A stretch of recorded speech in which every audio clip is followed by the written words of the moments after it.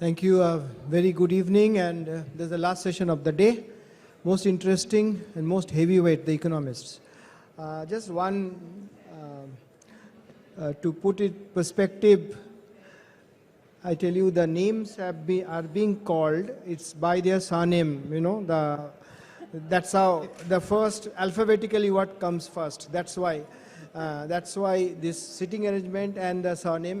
That's why Sabinan Chakrabarti C comes, then everything else. That's the alphabetically surname that have been followed for all the names calling. Okay, so that's the simple fact. Is India decoupled from the rest of the world? That's the subject, and we can't have a better one than this. Mridul Sagar wears many hats. The latest one he himself will say, because he's just got changed in the last 1 month or 15 days. But he was RBI, Reserve Bank of India, ED, and also a very critical member of MPC, the rate setting body in India, as you know, FOMC's counterpart in India. The rest of them, Shamiran and Aditi, and our IndusInd Bank representative, and this gentleman, country's largest bank representative. As an economist, they don't need any introduction. Thank you for all coming. And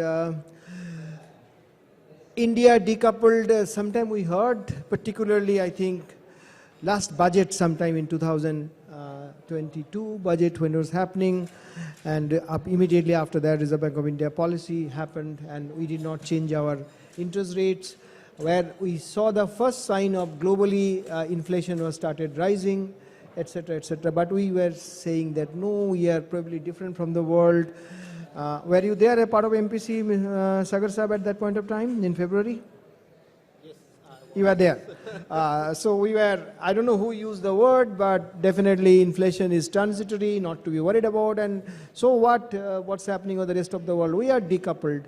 That was the kind of thing. And of course, then we saw what happened in May after the US took the big call. After US took the big call, we an out of cycle rate hike. That's how it started. 40 basis point, then 350 basis point rate hike, and then 35 bips rate hike. So that's the thing. If that's one side of the story, other side of the story, you see that, name it, every multilateral agency, the kind of, everybody is so gung-ho about India. India is the place to be in. You see the foreign portfolio investors, which were actually getting out of the market quite some time back, but they are now back with a vengeance. Rupee is sort of stabilized now. Of course, there are issues in our economy in the sense exports is sort of not picking up the way we want. Current account deficit is growing, but it looks like in a comparative scale we are far better off than most of the other economies. Forget emerging markets, both emerging markets and developed markets. India is an oasis, etc., etc. All those kind of adjectives economists globally are using. Everybody is willing to come over to India and sing paeans for India. And of course, we talk about getting into the 5 trillion economy. We are already world's 5th largest economy. We had a technical recession, if I may say so, right? Technical recession in COVID. 1 quarter we had a negative growth, decline GDP growth. But since then we have bounced back. Yes, there have been talks that, this year growth, Reserve Bank of India, the last policy also, they brought it down marginally. But if you look at the global context, we are far better off than others. So with this, I end my preliminary remarks, and we will hear them, and we'll hear all of you general comments, then we'll get into some micro issues. And of course, in between, you will take some questions. We started 10 minutes late, so we'll end it at 7:45 sharp. Sagar Saab, yours first. So what's the question? No, it's a general, are we decoupled? It's a general, that's a general comment first, then we'll get into specific micro issues. Yeah, Tamal, I think I was a bit puzzled by your topic of the panel, in the sense that the question whether we are coupled or decoupled is nothing new. We faced this question very much when the global financial crisis was beginning. And everyone sort of said that India is decoupled till. Is there any way to stop the sound outside? Somebody is making announcement, etc. Is that any way we can stop that?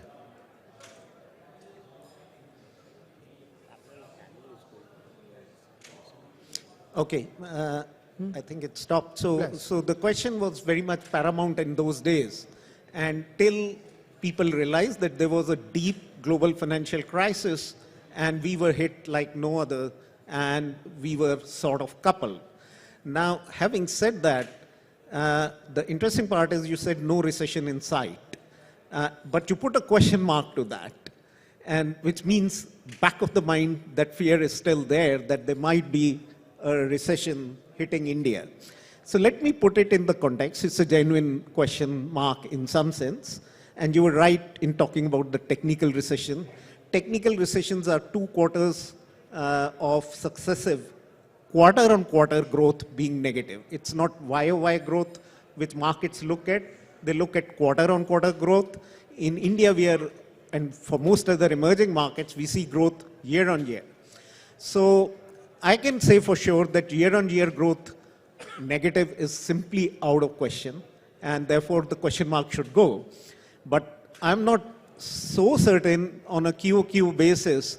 If there is a massive global recession, you might still have, but as an economist, I would rather do a formal dating cycle methodologies and see whether there's a recession or not. And again, I don't feel India can have a recession on that basis. But yes, India is quite coupled, and the reason is, one, if you see the trade integration, if you add on a gross basis, what is the share of exports and imports in goods and services? So we are like 45%, 44.9% last year. Prior to that, it was 46%. So we are pretty high, and this number is starkly higher than United States and even higher than China. So people miss out the fact that we are very integrated in terms of trade. We are integrated in terms of capital flows. It is, again, a number which is of an order of 44%, 44.5% of GDP, the total capital account flows.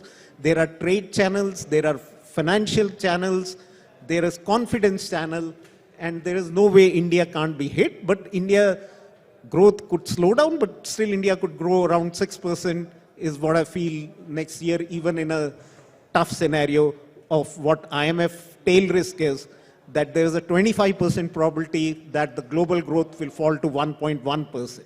And that's, people miss out on those simulations because people see the headline number falling from 3.2 to 2.7% is half a percentage point dip. But this can get a lot more worse on monetary policy cycle tightening, synchronous tightening. But the good news is that you would see most central banks probably pivoting sometime during the year because the cycle is getting played out now, inflation starting to come down. I'll leave it because others have to speak also. I'll come back. Thanks, Dr. Sagar. Now we'll get back. So just one clarification. The note of interrogation is not for no recession in sight.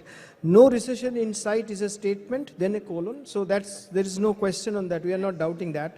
No recession in sight, there's a colon. And then the question is India decoupled from developed economies? So no recession in sight is a given, is a statement.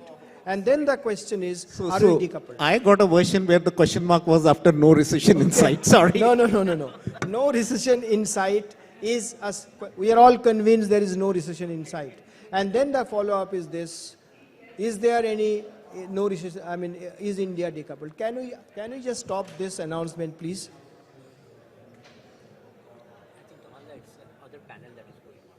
No, there's no other panel. Is there any panel? Oh, sorry. Sorry, I thought some outsider thing and all. Oh, the other panel is on. Okay. Yeah. Sorry, excuse me. I thought it's the sound coming from that. I thought this is the only panel now happening. Huh? So the only trick is that I have to shout louder than what they're doing. So, or make more sense. Let me put it this way, that there are three channels in which we get impacted by the global factors. One is the trade channel, the other is the capital flows channel, and the third is the policy channel.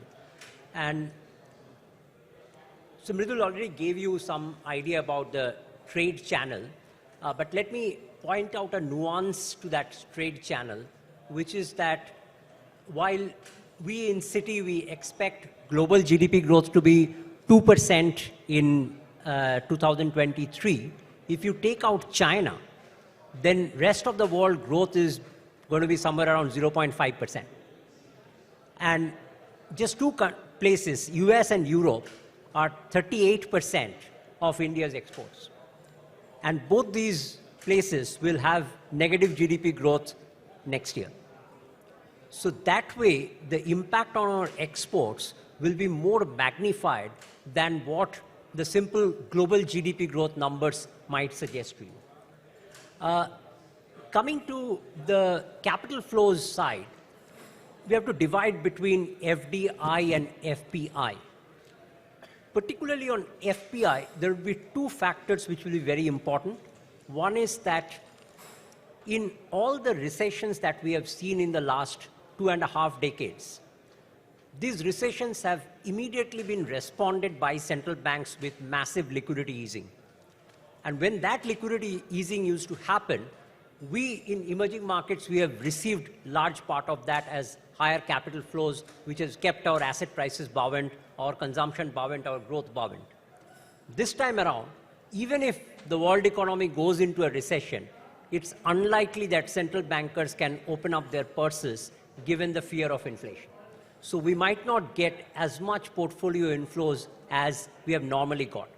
The second factor is that while the developed markets are going into recession, there is hope that China reopening might mean that Chinese economy does relatively better in 2023. In that scenario, with Chinese asset markets being much cheaper in valuation terms than India, there could be a portfolio reallocation towards China, which is a factor which we have to keep in mind. Whereas on FDI side, India's share of global FDI is now between 3 to 4%. We have not been able to increase this ratio in the last 2-3 years. So if in the context of China plus one, where people are moving their business to India, we can increase this share, then it can actually to some extent counterbalance the portfolio flow channel. But much will depend upon how global dollar liquidity is. And the third one is policy, and this is the most difficult one because we don't know exactly what we are comparing. If we start comparing Fed rate with RBI's repo rate, then clearly we need to hike rates significantly higher to get to historical standards. But if we compare our 10-year government bond yield with US 10-year treasury, the gap is okay, not too bad. If you compare real rates in India versus real rates in US, India looks really good. So depending upon what exactly you are comparing, you will have probably different reasons to justify to what extent our policy needs to move in line with global policy moves. And funnily enough, today market is pricing in that in developed countries there will be rate cuts in the latter part of the year. And it seems like they are copy pasting that same template in India also in expecting that there will be rate cut in the latter part of the year. But let's see where it ends up. But that decoupling will be the most interesting decoupling where India will not cut rates, but global banks will cut. Thanks, Samiran. But you have not taken into account today's health ministry warning on COVID, what's happening globally and what should be. If that works out, then things can be. If there's any merit in it, then there could be, scene can be different, right? Economists should not predict COVID at all. That's the one lesson that we have learned in the last 2 years. Aditi? Preliminary remarks, then we'll get into some issues. Thank you, and thank you for inviting me for this very esteemed panel. So I'm going to pick up from some of the stuff which has already been said, and of course all of us are quite concerned about how quickly and to what extent and intensity exports are going to crash given what's happening in the global scenario. And I work for a rating agency, and I've been told through most of my career that I am too bearish, and people are very surprised when they meet me now because I'm on the more bullish side of the market. And I like to believe that, you know, I'm neither bearish nor bullish. I'm telling you that the glass is where it is. So I'll tell you why I am still very hopeful that we may be able to withstand what's happening globally. Clearly, our big export markets are going to be in a lot of trouble in the next year. And why am I still hopeful? When I look around, what I feel is that there is sentiment which is far more positive than what the RBI surveys are telling us, for example. And when we look at what happened in the festive season and thereafter, I still feel that there is a lot of demand. It's not just pent-up demand anymore. We are back to our earlier habits. And if that can sustain and domestic demand can remain resilient, then I think we'll be able to absorb a lot of the hit from lower exports. But we're going to continue to be in a situation where different sectors are going to perform very differently. So export-oriented sectors, or the people who are dependent on technology sector jobs, etc., where job losses are going to happen, clearly there's going to be pain over there. But in the Indian economy, in the last 5 to 7 years, that's exactly the situation we've been in. There are sectors facing a lot of pain, and there's other sectors that have done very well. I mean, that's what our revenue collections are telling us as well, right? That there are clearly companies that are making a lot of profit and are paying a lot of tax. So we have been in this K-shaped sort of situation for the last many years, and I suspect that that's what is going to continue going into 2023. Domestic demand-oriented sectors, particularly for services, I suspect that's where we're going to have a lot of action, and where demand is going to be back on a sustained basis, whereas export-oriented sectors are definitely going to be feeling a lot of pain. On the global recession side, I think there's just one silver lining. If we are in a position where Europe and the US are doing badly, and China doesn't come back roaring out of the mess that they're in, then commodity prices may actually be at a position which is more beneficial for India, where the domestic demand is going to be strong. So these are a couple of the reasons why I'm still hopeful, although clearly we have, you know, this big sort of dark cloud which is ahead of us on the lower exports. Thanks. So we heard economists with the central bank formerly. We heard Samiran from Citi. We heard Aditi from a rating agency. All three are pretty bullish about India's story. Gaurav, over to you. I mean, you were with a foreign bank and now with a new private bank in the Sindh. Tell us your take. Okay, let me, I think, start by answering the question which you've posed. I think there is a limited degree of decoupling which we have managed to achieve. And I would, you know, Mridul talked about 2008. I would focus on 2013, where India was placed as, you know, among those 5 fragile economies. Where Fragile 5, yeah. Our current account deficit had touched, in a quarter, touched 6%. Inflation measured in WPI terms was in double digits. CPI was even higher. Fiscal deficit was significantly high, and growth was slowing. So basically, on all parameters related to macro stability, we were flashing red. And our forex reserves also, and rupee depreciated quite sharply once Bernanke mentioned that QE would end. Now, circle back to where we are today. I think there have been some important policy level changes which have helped. One, inflation targeting. The flexible inflation targeting mechanism itself has acted as a lever of stability for inflation expectations, for inflation, and as a result for the exchange rate. And that's why we've seen rupee depreciate by a relatively lesser degree compared to other Asian majors. I mean, that's, and inflation in India is actually, compared to our 40 trading partners, is lower. I mean, which is visible in the fact that inflation adjusted trade weighted real effective exchange rate has appreciated.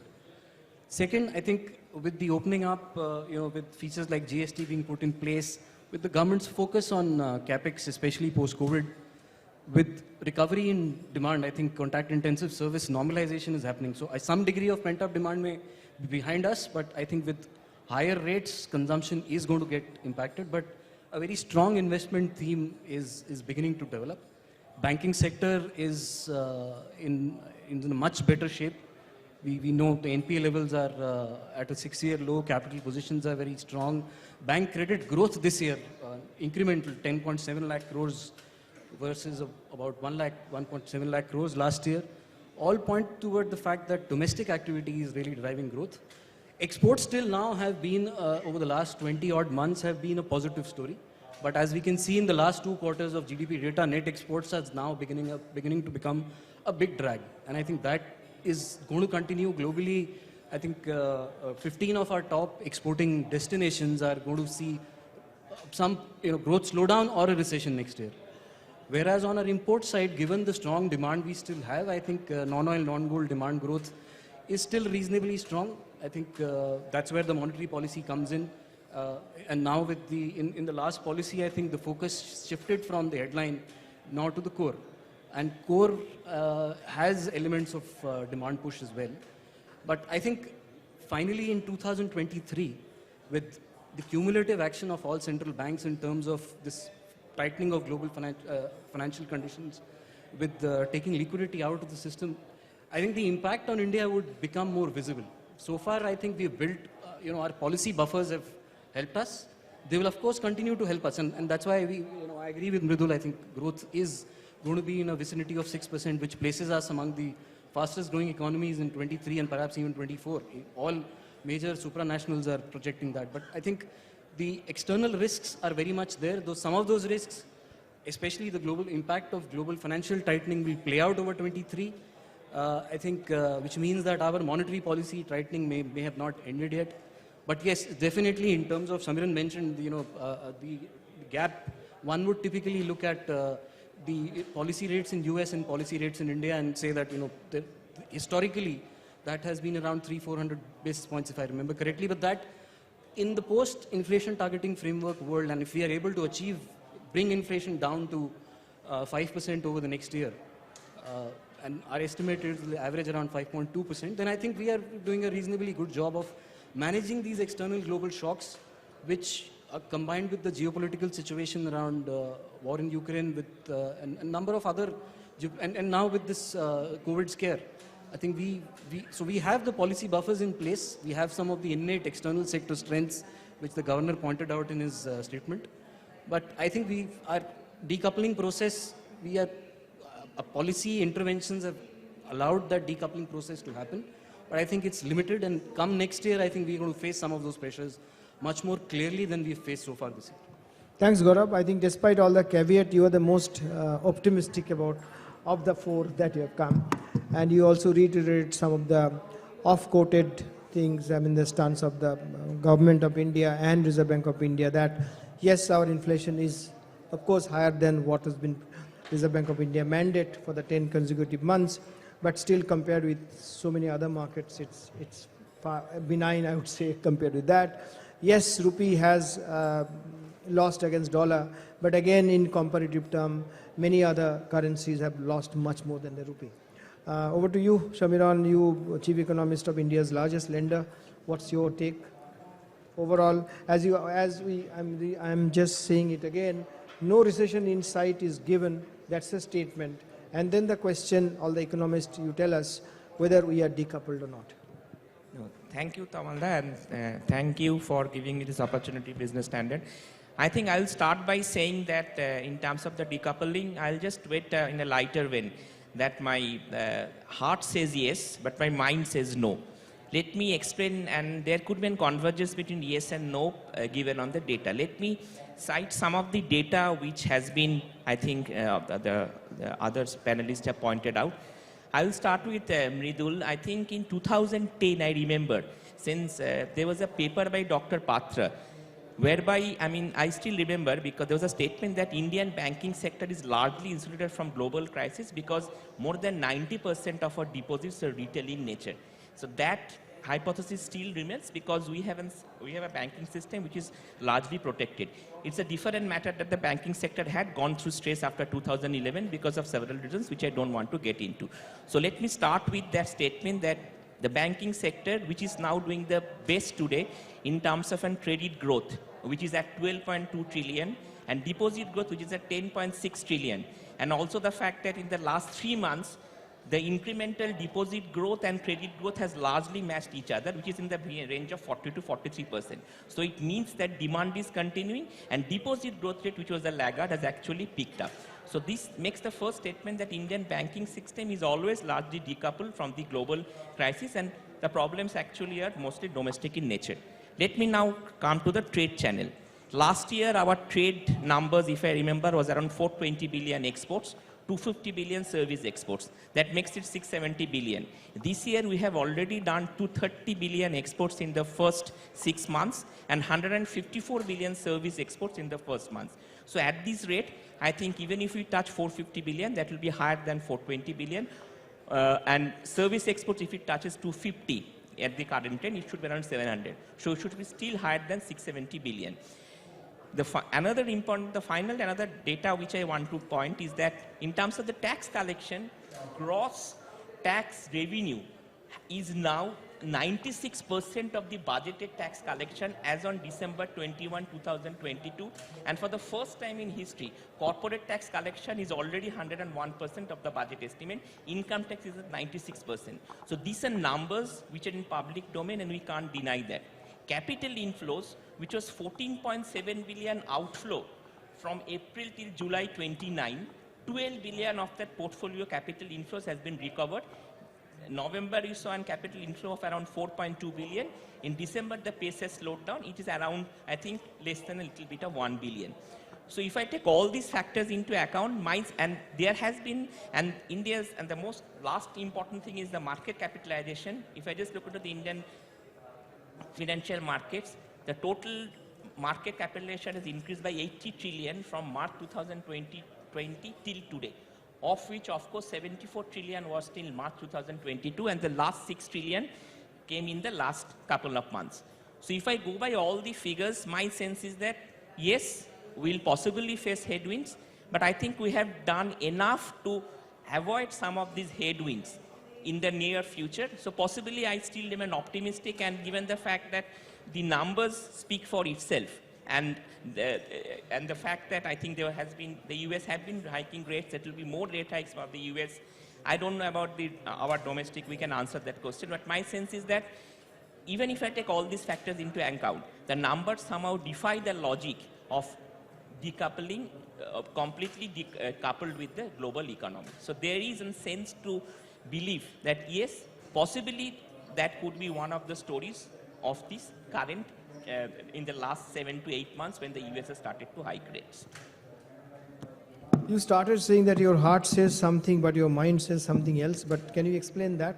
What is your heart says and what is your intellect mind says? Now, my heart says that, the mind says that the decoupling has not happened yet, but my heart says yes, because if I look into the data, there is evidence, as I have quoted you, that yes, that the process could have just started in terms of decoupling from the rest of the world. Okay, so that's the clarity. So that's what Dr. Soumyakanti Ghosh says, that we have not decoupled as yet, but decoupling has started, which is exactly opposite what Gaurav says. Gaurav says we will soon see that why we are not decoupled, right? One of the central banks, when we don't know yet what is the impact of the tightening would be. Like for instance, in US, where consumers have about 1 trillion in excess savings, consumption will hold the economy in the first half. Second half, as recession hits, no central bank, especially the Fed, would be now learning from the mistakes of the 80s, would be looking to prematurely cut rates. And I think Chairman Powell has been very clear about that fact. So I think that, so the higher rates squeezed out global liquidity will have an impact, and on top of that, slowing external demand globally will have an impact on us. But as I said, we have built enough buffers to absorb that shock. In fact, the fact that we have a flexible exchange rate, which despite the depreciation, it acts as a stabilizer when it comes to our external balances. So my point is that some of the pressures which have built up over this year will add up and put pressure in the coming year. We'll feel those more closely than we have felt in this. Thanks, Gaurav. So we will primarily focus on two aspects. One is the monetary aspect and one the fiscal aspects going forward, because budget is about 2 months away from now what we speak about. So we'll come to that later. What do you expect from the budget in the current scenario, global scenario and Indian scenario? And also, what do you expect from Reserve Bank of India from now on? Because even yesterday's Reserve Bank of India November bulletin talks about the threat of inflation still exists. And governor has often said that Arjuna's, that keeping an close eye on inflation. So what exactly going to happen? Will India, would you expect RBI to now, is it the right time to press the pause button, or we are further away from that? And if it's away, how much is that? Is it 25 bips or whatever it is? So let's talk about the RBI part first. Two aspects is this. I mean, each of you can explain to us, to the audience, what do you expect Reserve Bank of India, not in February, not only in February, but what is the way forward? And other part of the same question, I mean, in a different context is this. Reserve Bank of India, under the MPC Act, had to write to Government of India for its failure to contain inflation within the upper band. As all of us know that 4% plus minus 2% percentage point, which is 6% and 2%. RBI has failed for 10 consecutive months for that, which is given a note. But under the MPC Act, neither the ministry nor RBI is required to make it public, right? So we don't know. Definitely there are causes for missing it out. But we'll be more interested to know what is the way forward. How would Reserve Bank of India want to maintain that? Because we are not a multiple tasker central bank. We do not have anymore. It's an inflation targeter central bank. We like it or not. Okay, so in that context, Aditi, why don't you start that? What is your expectation from way forward? 6.25 is the policy rate now. What is the way forward? Where do you see the pause button? Where do you see inflation? How things will unfold? So last month we got a little bit of a reprieve on the inflation side, and what we are forecasting at ICRA is that we're going to have a flattish number for December, and after that we're going to see a slide down, partly because of the base effect and also partly because some of the concerns that we had in the last couple of months have not materialized to the extent that we had feared. Like we do now believe that the heavy rainfall at the end of September and early October hasn't actually damaged crops as much as what was feared, and the rabi sowing has taken off very well. So that's again something that we're hopeful is going to feed into lower food inflation, or at least stabilize food inflation going ahead. I am concerned on housing because I feel that for the lower end rentals particularly, the high food inflation and the high inflation in general transmits very quickly. And once housing rentals go up, I don't think that they come back down. So that's definitely something that will add a lot of stickiness to our inflation going ahead. For next year, we are also forecasting inflation at 5.2%, which is what I think Gaurav said. For the periods where there are no major base effects, we are forecasting GDP growth at 5%, which is the second half of this year and the second half of next year. And I think that is below potential GDP growth for the Indian economy. So yes, inflation will be higher than 4%, but I think we live with it, and we probably need to live with it. If GDP growth at best is only going to be 5%, with the big caveat that a fall in exports could drag it down quite significantly, then I think we need to pause now. Where is the policy rate? Where do you see the policy rate? 6.5. Pause now. Pause now. 6.25, Yeah. there it. So pause button will be pressed. Yeah. So let's hear others. Gaurav, you spoke about RBI's concern about core inflation, which is 6% quite entrenched. So in this entire perspective, where do you see inflation going forward? And where do you see, like if you are writing the MPC note, RBI note, that why we missed the target and what is the way forward, what would have written there? What would you have written there? So there is, on the technical aspects, there is a paper in the bulletin written by Dr. Patra and some of the other authors, which explains the deviation of inflation from the target. So initially it was supply shock driven. Gradually, I think now as you come closer, as we come into the second half of the year, demand side pressures are building up. Input price pressures, which have been piling up, and they're visible in the fact that manufacturing sector contracted in Q2. And in case of services, especially where core services, that's for the now 6 to 7 months, core inflation is held at above 6%. So if core, in case of India, I think the empirical evidence suggests that the headline tends towards the core and not the other way around. But that being said, favorable base effect, or for most of next fiscal year, assuming a normal monsoon, assuming that oil prices average around 80 for the coming year, I think inflation at about 5.2, 5.3% average for the full year, which means that real policy rates, if they have to, in a neutral zone, real policy rates between 80 to 100 basis points, which still leaves room for another, I think, 25 basis points hike. But then depending on the impact, depending on what the Fed does, Fed still has about 1% rate hike to go. And let's not forget the impact of the imported inflation is increasing as well. The pass-through is increasing. Pass-through this year may have been limited, but going forward, the pass-through will increase. So we have to be mindful. Rupee has been stable. Inflation targeting, as I mentioned, has I think, over a longer period of time will help stabilize it further. But I think we still have about 25, perhaps 50 basis points to go, and rates remain there. And at the same time, liquidity is already squeezed out. We've started the year with durable surplus liquidity of about 8.6 lakh crores. We are now down to about 3 lakh crores. Government has not been spending, I think, once that starts. And FX intervention now is gradually, it's happening on the other side. Net flows have started to pick up. So by and large, I think we are very close to neutral, but we still have some room to go, keeping in mind that we have to be in line with the global cycle. So Aditi says 6.25 were the current rate now.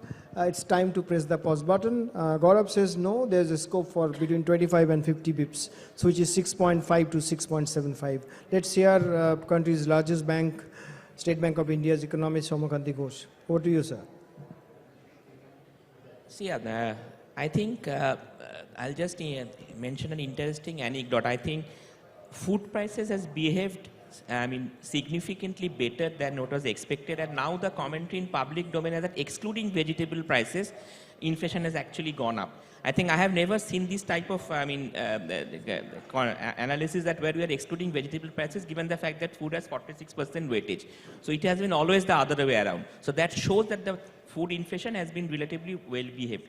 And in 2019, I remember when there was unseasonal rains, I think these commodities, which is called tomato, onion, potato, this time they has been largely well behaved and tomato prices have crashed.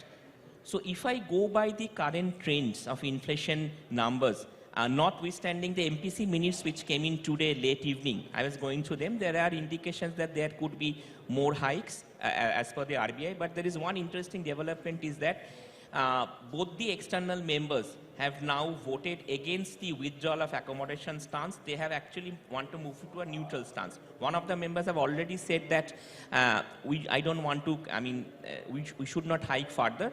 So in terms of the stance also, it is now 4-2, and in terms of the rate hike, it is now 5-1. And if I look into the inflation numbers, our projection shows that in March, these numbers could be closer to 5% if the current trends are any indication. If that is the case, the Reserve Bank of India may continue to give continue to sound hawkish because it's expected to so as to keep inflation expectations in check and markets also in check because markets sometimes tends to run faster than the policy. So my sense is that if the data looks like that in February, I think we are expecting a December inflation print of more than 7%, and that now looks distinctively below 7%, maybe closer to 6.5. So if these numbers actually materialize, I see further rate hike chances are very low in the February policy. Ahead of that?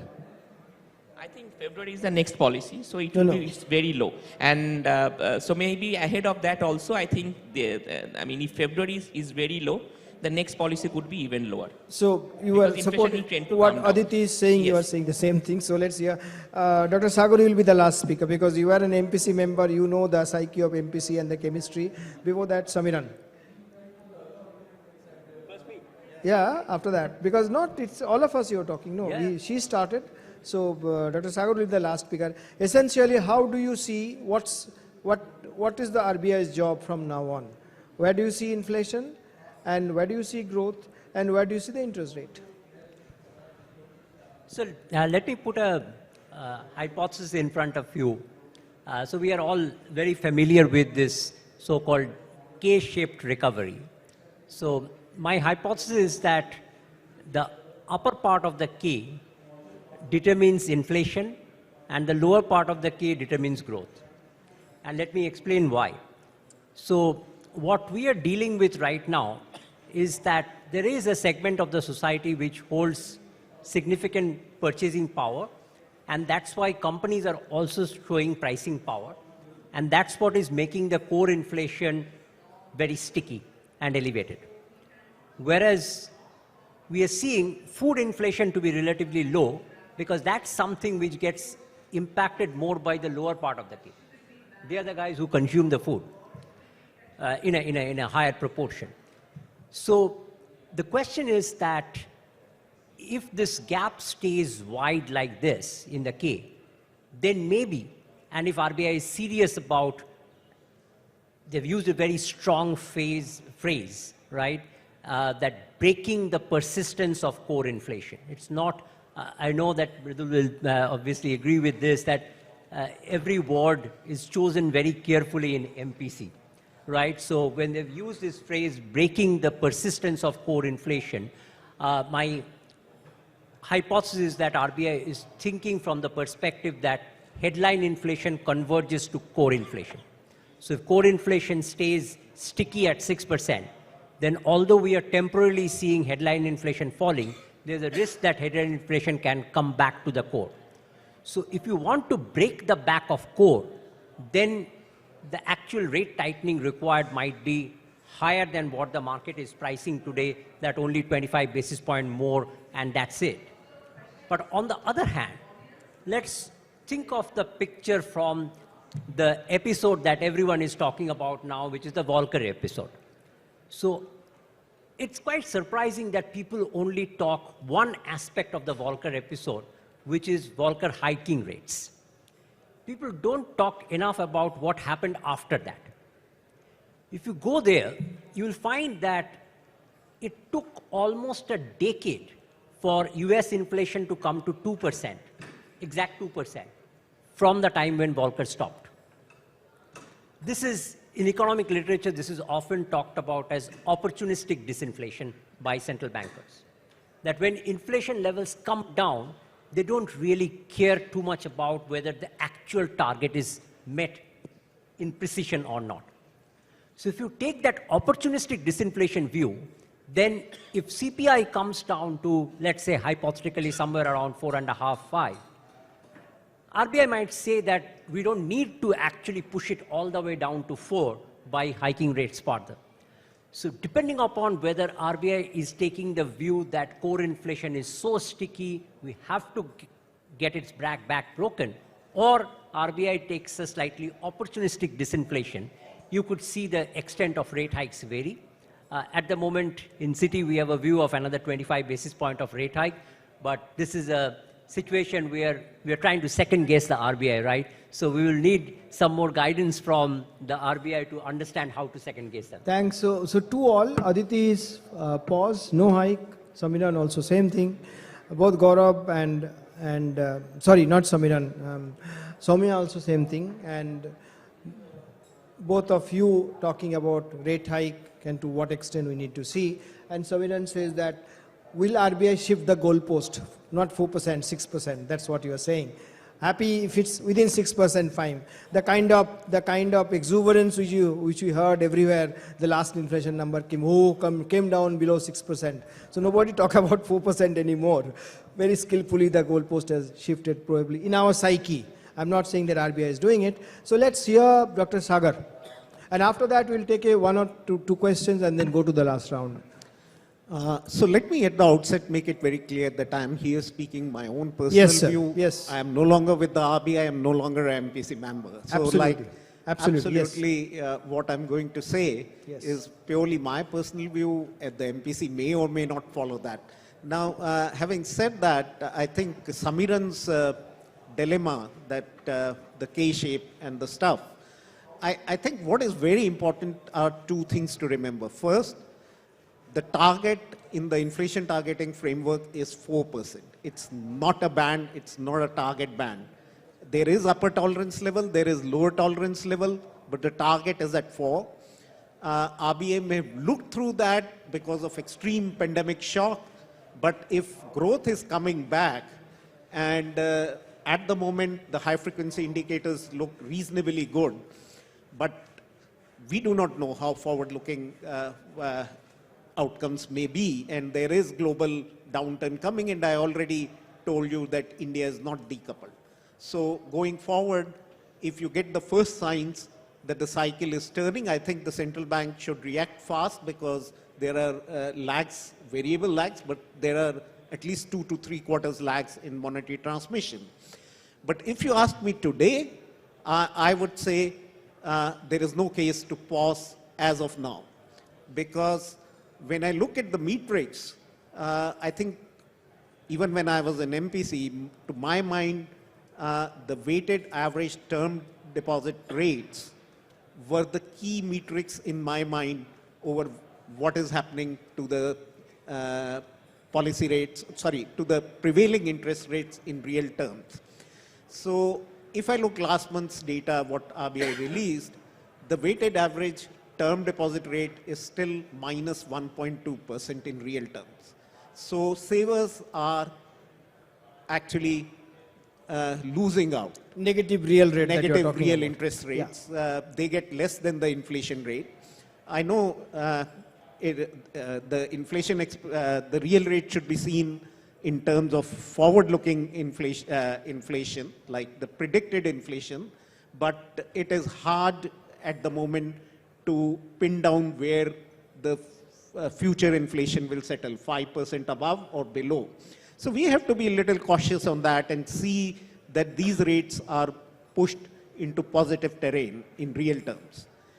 Because if you are having negative, then obviously the savings would fall. Investments, if they pick up with growth, the saving investment gap widens, which by identity is the current account deficit. So you are actually going to see financial instabilities, macro financial instabilities coming, and we are seeing CAD widening on that count. So while I have full appreciation of some of the MPC members' statements in the MPC minutes today, where they have sort of said that maybe oil prices are falling and therefore RBI should pause. I mean, that pause can't be irrespective. That's not the only metrics to look at. You need to see where actually the key deposit rates in real terms are. And once you correct for that, you have a leeway to sort of pause and pivot later, depending on the fact if growth is slowing down or not. See, the forward-looking data is very important on that. So if growth is not falling, there is case to push to 4%.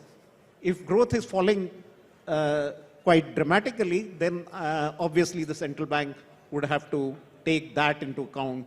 And that is what I think is very important in this sort of debate, whether we should pause or not to pause. When I retired from the Reserve Bank, I think the very next month in the media I gave the interview that I see the terminal policy rate for RBI at 6.5%, whereas for the Fed at 5%. At that time, Fed expectations were like, market expectations were Fed terminal rate will be 3.25%. RBI also, nobody believed that rates can rise to that extent. But we have seen cycles through the ages and we know how this might pan out. So on balance, Dr. Sagar, what you are saying is this, there is no cause for a pause at this point of time, as things stand, right? So 3-1, that's all. 3 economists says no pause. It could be 25 bips, it could be even higher. 2 of them said time to pause. Any question? Or you'll go to, yeah, quickly. Just make it very short. No comment, just question, please. Can the gentleman get the microphone, please? If you have one more, give the other person also, so quickly you can, and then... Good evening, everyone. My name is Wahid Sayed, and I belong to a very different field, that is an edutech field. So my question is very simple. Since the last 10 years, we have seen a sudden surge in the share market, the investments in the share market. So that's a questionable part, that whether it's an emotional decision or an intellectual investments. So how can we train the coming generations, maybe millennials, Gen Y and Gen Z, to be an intelligent investor in the future? I don't know, anybody can take this question because they're all economists. if I react, I mean, can you get the, excuse me, can you give the microphone to this gentleman, please? portfolio choices will depend on relative returns, and equities generally have long-term higher excess returns, and as income levels grow, more and more people start investing in equities. We are seeing that phenomena. When I was in 90s, I saw the stock markets attracted not more than 3% of the household financial savings. Today that number is higher, but still very lower compared to the global standards. So I think that shift will continue irrespective of the other assets like the digital assets coming into play.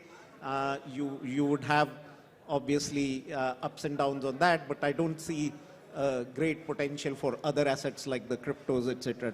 Thank you, Dr. Sagar. Yes, please. Yeah, hi. I'm Abhishek Sharma from SBI Life. I have actually two questions. As most of the panel is agreeing that we are not decoupled. This is started with the fear of recession after COVID, and the money printing happened, and then quantitative easing, and then actually inflation. And now, can we say that we are in a vicious cycle wherein on one hand, when we are having inflation, and now we are doing this rate hike is happening, and the terminal rate is, the projection is going above 5% for Fed. Then we are praying that disinflation and then the depression should happen so that this cycle ends. So how fast or how slow this cycle plays, and can we find an equilibrium or not? And the second question? And the second question is again, related to dollar index. Can we say that the US is actually playing, and dollar is strengthening, which is happening, and it is actually exporting US inflation due to money printing to emerging economies like India? Yeah. So who will take this? Second question is, people do talk about anyway. So whoever wants to take that. Samiran, you take one, and then one of you take one. Samiran, take one. Okay, which one do you want? It's up to you. You guys decide. Okay, I'll take the second one. So, the Gaurav, you can have the first question.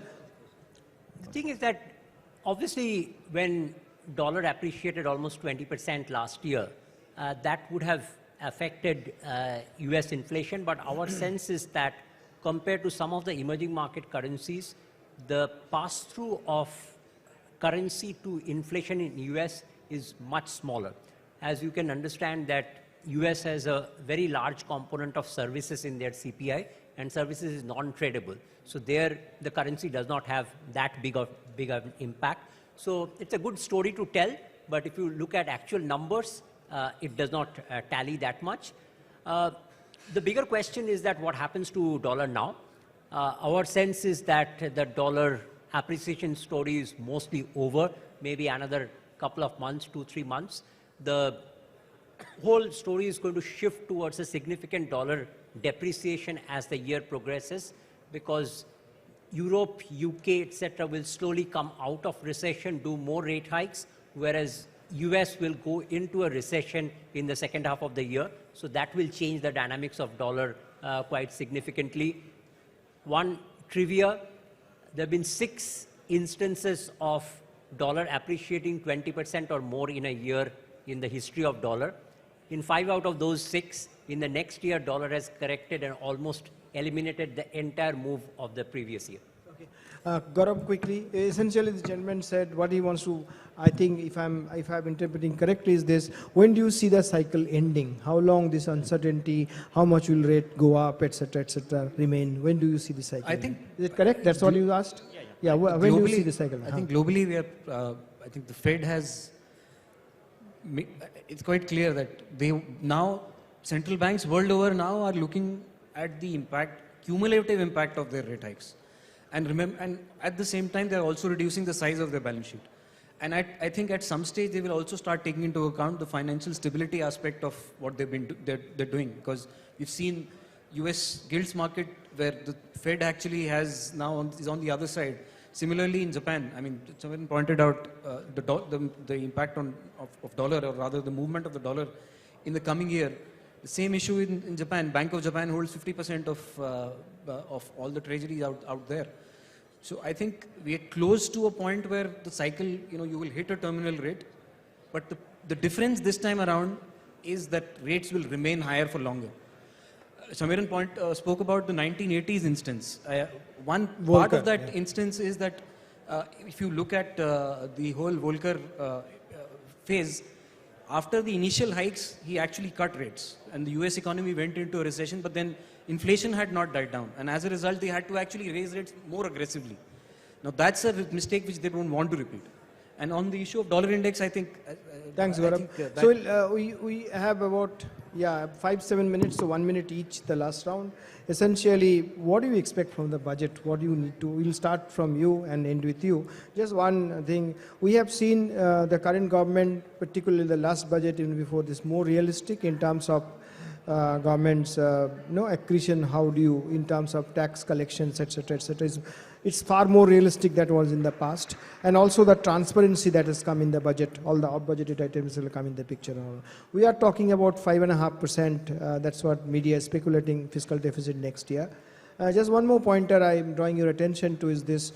What we have seen this year is a historic high government borrowing, if you combine both state and center, even separately. And in the past also, in the fisc 2021 and 22, we could pull it through with ease because there was plenty of liquidity and there was no credit demand.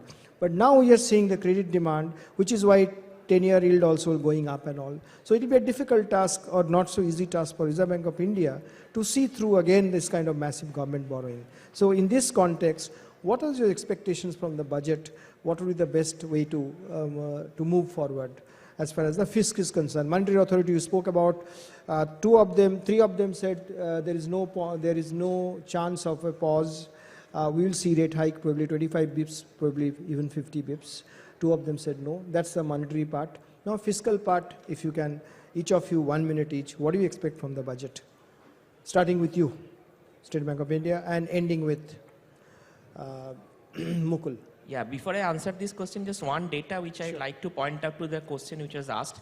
In the last 2 years since the pandemic, 62 million demat accounts have been opened. So that gives an indication that households are possibly shifting their preferences in terms of the financial markets, gives this better return. Because please note that bank deposits 30% has to be deducted because of taxes. So now having said that, in terms of the budget, I think it is going to be a difficult exercise because next year is an election year.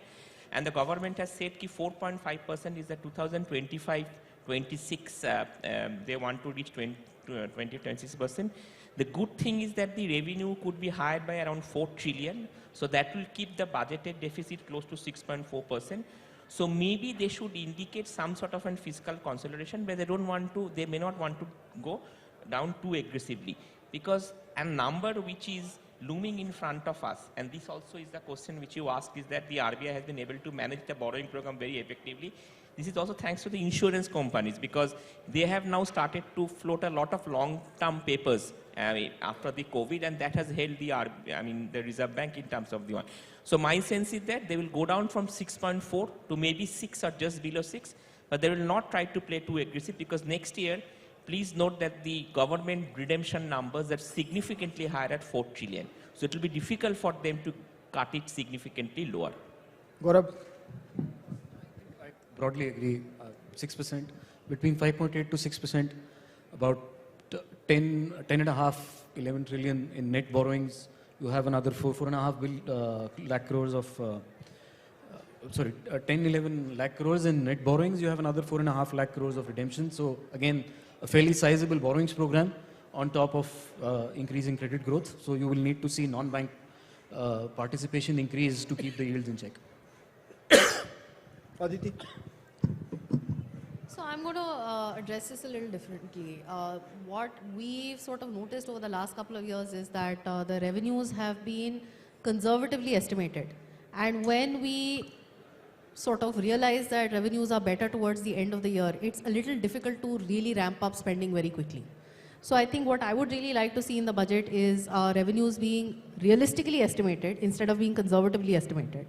Let's not prepare for a negative shock. Let's start spending early so that the fiscal multiplier is better and we can really also bolster growth from what we are all concerned about, that there may be an external slowdown which will impact us.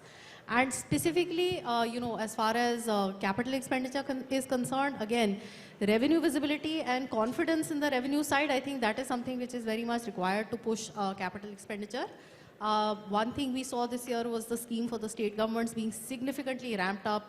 The 50-year interest-free capex loan scheme went from less than 15,000 crore last 2 years to 1 lakh crore this year. And again, if that is something that has to be continued, then we need to see better spending from the state side to be able to really get a better fiscal multiplier out of that. State spending, yep. So, Quickly, just a minute. Huh? let's start with the assumption that this year the government will meet the 6.4% GDP target. I have a sneaking suspicion that the number could be slightly higher. But next year, look at the rigidities. I don't think there is any chance of tax revenue to GDP number to be any higher than this year. We are already reaching almost historic heights. There is very little chance that non-tax revenue will be higher because despite good intentions, divestment, etc., is turning out to be difficult. So the only way to compress the fiscal deficit is from the expenditure side. There we have a natural buffer next year, which is fertilizer subsidy will be lower by 0.3% of GDP and food subsidy will be lower by another 0.3% of GDP.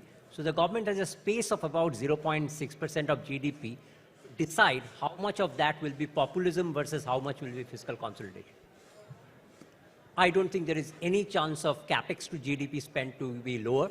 So I would want the government to announce a slightly lower fiscal deficit to GDP number, because let's face it, that without the fiscal deficit to GDP being less than 5%, our overall debt to GDP number from here on is not going to come down. That's the simple maths. Over to you, Dr. Sagar. You started the discussion and it's you need to end. Thanks. Yeah.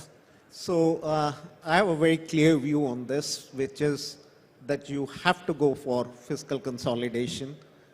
Fiscal prudence should be the guiding post for this budget, especially because growth has recovered now. Now, if the cyclical slowdown is not spared, there's every case to use this period to build some buffer on the fiscal policy. I mean, where India goes wrong is that they look for very good times to come before fiscal consolidation you can do. Look at Eurozone. Eurozone has actually did remarkable fiscal consolidation after the global financial crisis and the euro debt crisis, which helped them expand fiscal policies so much in this pandemic that they were able to deal with it. So you need to create a space for future, as if, don't think the unforeseen shocks, the black swans won't come again. So you need to build on that.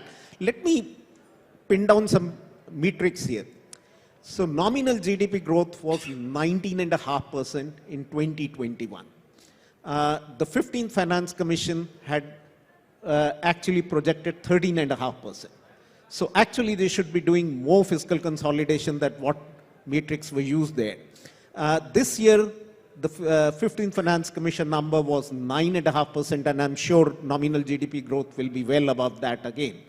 So if we are not doing fiscal consolidation on a little more aggressive path, we have chosen the worst of the three alternatives which the Finance Commission afforded. I think there is a case to move to the middle path for fiscal consolidation, because that will put macro stability. And you can do it how?